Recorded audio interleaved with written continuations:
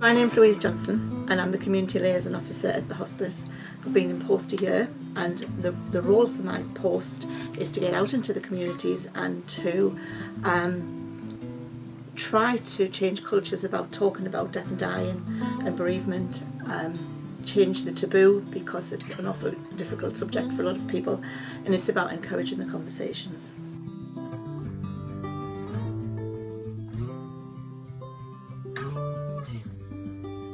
What is Dying Matters Week?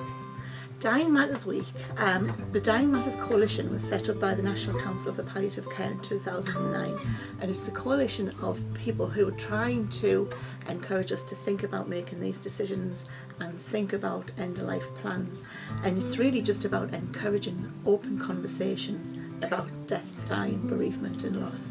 And every year we have a Dying Matters Week in which we try and engage with the local communities and get out to meet people and see if we can just sort of get some of these conversations.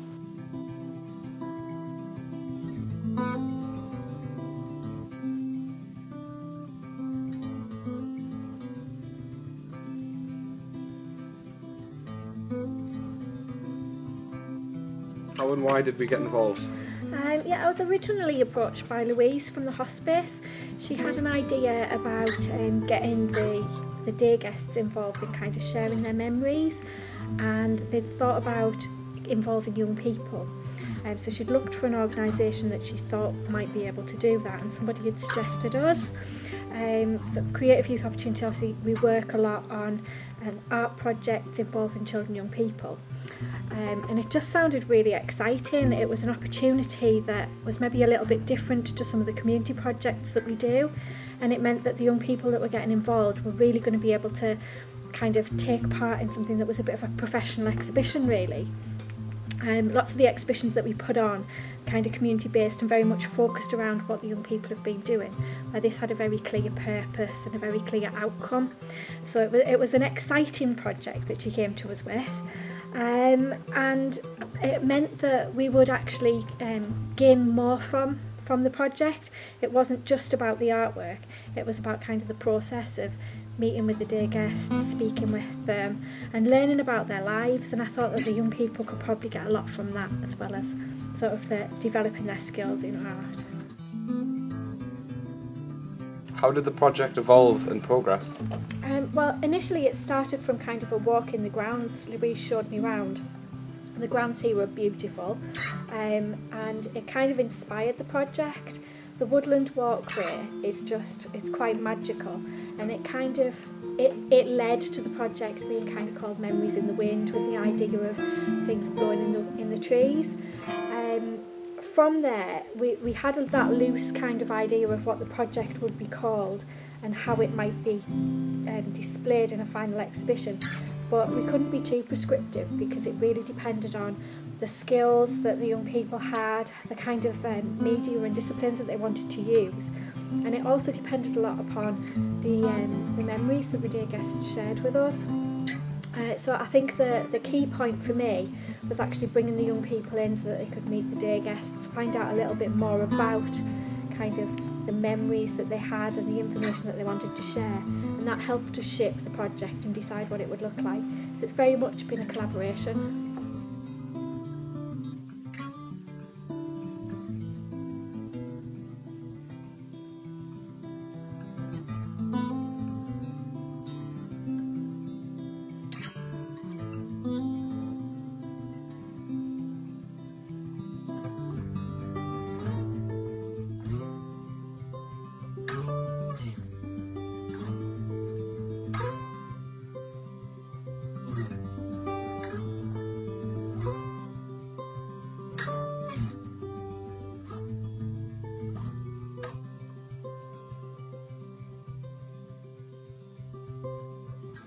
How does this Memories in the Wind project link to the big conversation? Okay, this is a really fabulous project for the hospice.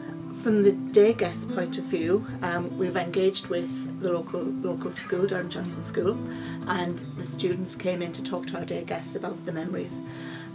For the students, that is a big learning opportunity, and it's maybe a situation that they haven't been in before, so that's really good for their their education development.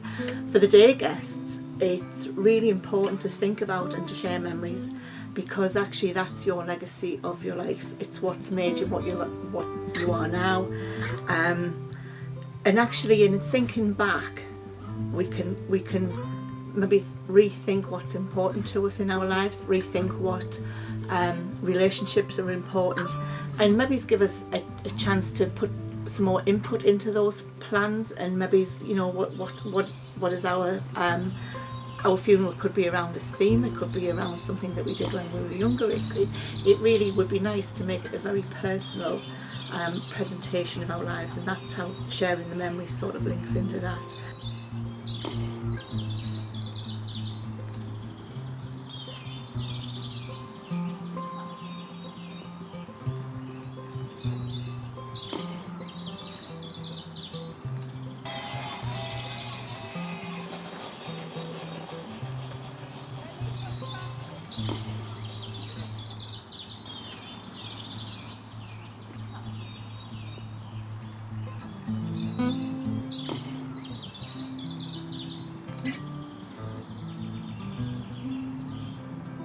Have you enjoyed taking part in this project?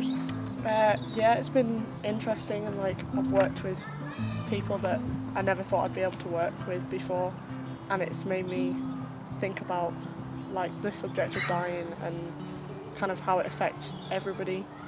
Even when it happens to you, you think that you're the only person that goes through it, but actually it happens to everyone, and the process of it isn't just kind of somebody dying, it's a lot bigger than that.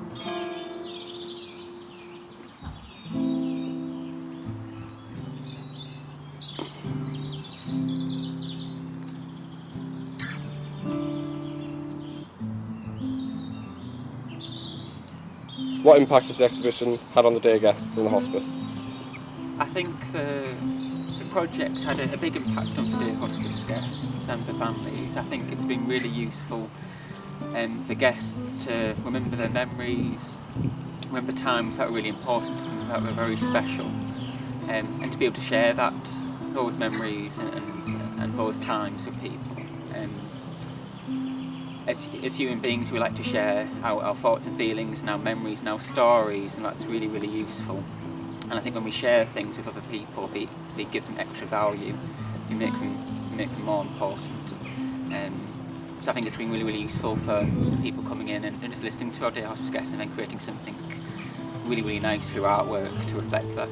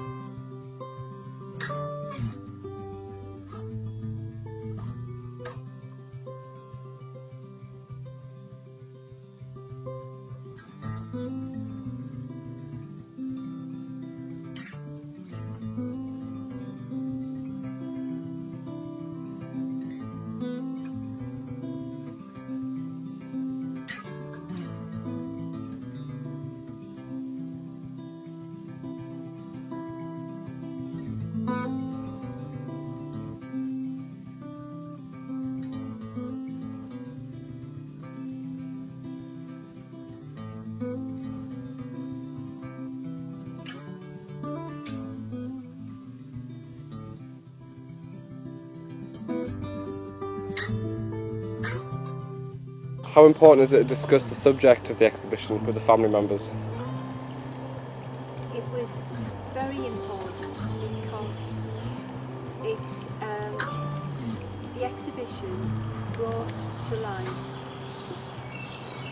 the thoughts of the guests that really some parts of it had only been discussed with us, and it's helped them to prepare for the future, and that the sharing is it's brought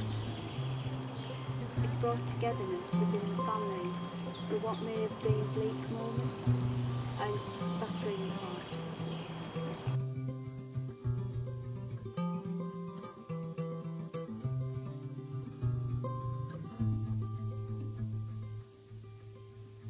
How important is it to discuss the subject of the exhibition with the family members? I think it's very important. I think The families will have gained something from the project as well as the guests themselves and for students and for staff. I think they'll have gained from it by remembering the memories and stories that the guests have brought up for themselves. I'm sure some of the family will be part of those memories and stories, and I think it's a time for them to reflect and appreciate again those special times. But I think also for the families maybe have learned something new about their relatives or their friends, and that's really useful because it's an opportunity to build new memories, and that's a really, really beneficial thing to do, I think.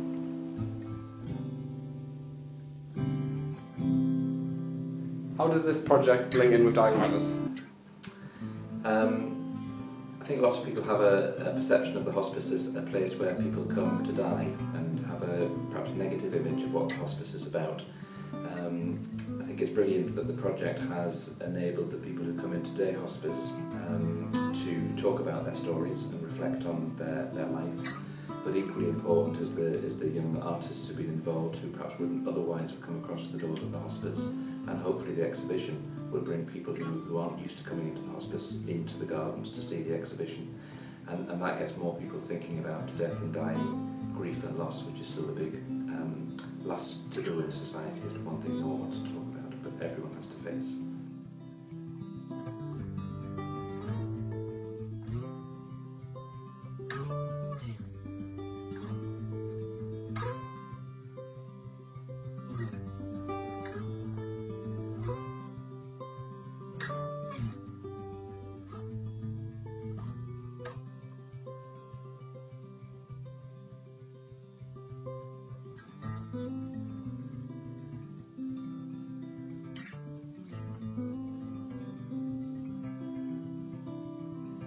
And how do you think the project will affect the St Cuthberts Hospice itself? So I think having the artists in to speak to the day hospice guests has been brilliant. I know that the guests have enjoyed it, and I came along to one of the preparation days when the artists were reflecting on what they heard, and they clearly enjoyed it too. And anything that our whole ethos is trying to, we recognise we can't add days to the lives of people who are suffering with life-limiting illnesses, but we can add life to their days. And this project has really added life to the days, both of the day hospice guests, but also the artists, I think, as well.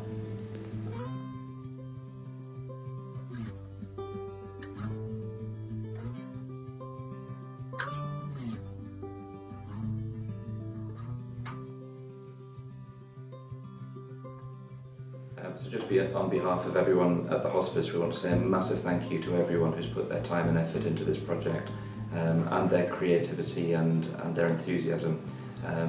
Anything that's achieved is thanks to the voluntary effort of the artists and the support they've received from staff here and at school and in other projects. So just a really big thank you to everyone involved.